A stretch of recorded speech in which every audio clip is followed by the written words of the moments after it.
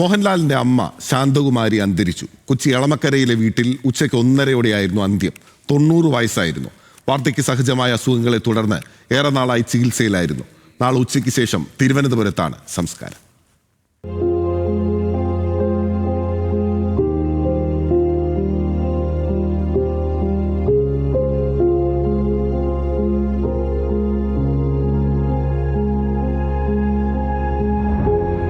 കേരളം ഹൃദയാലുവോടെ കണ്ടൊരു മാതൃപുത്രബന്ധത്തിന് കണ്ണീർ നനവുള്ള അന്ത്യം. മോഹൻലാൽ എന്ന മഹാനടൻ ആദരവിന്റെ ഉയരങ്ങൾ കീഴടക്കുമ്പോഴും ഓടിയെത്തിയത് ശാന്തകുമാരി എന്ന തായ്വേരിലേക്കാണ്. സ്നേഹദൃഢതയുടെ ആ ജന്മബന്ധത്തിൽ നിന്ന് ശാന്തകുമാരി വിടവാങ്ങി. ഇന്നുച്ചയോടെ കൊച്ചി എളമക്കരയിലെ വസതിയിലായിരുന്നു അന്ത്യം. പക്ഷാഘാതത്തെ തുടർന്ന് ഏറെ നാളായി ചികിത്സയിലായിരുന്നു. ഇന്ത്യയുടെ പരമോന്നത ചലച്ചിത്ര ബഹുമതി കിട്ടിയപ്പോഴും രോഗക്കിടക്കയിലുള്ള അമ്മയുടെ അടുത്തേക്കാണ് മോഹൻലാൽ ഓടിയെത്തിയത്. അമ്മയോട് ബഹുമതിയെക്കുറിച്ച് പറയാനായതാണ് ഏറ്റവും ആഹ്ലാദം തന്നതെന്ന് മോഹൻലാൽ അന്നു പറഞ്ഞു.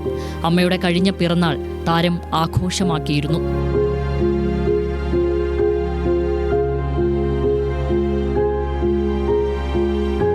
അന്ത്യനിമിഷത്തിലും മോഹൻലാൽ അമ്മയ്ക്കടുത്തുണ്ടായിരുന്നു.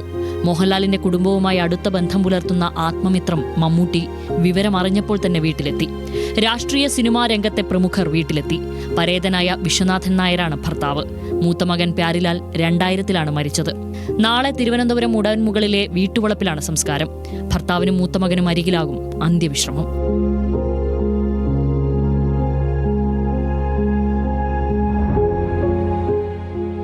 ന്യൂസ് മലയാളം, കൊച്ചി.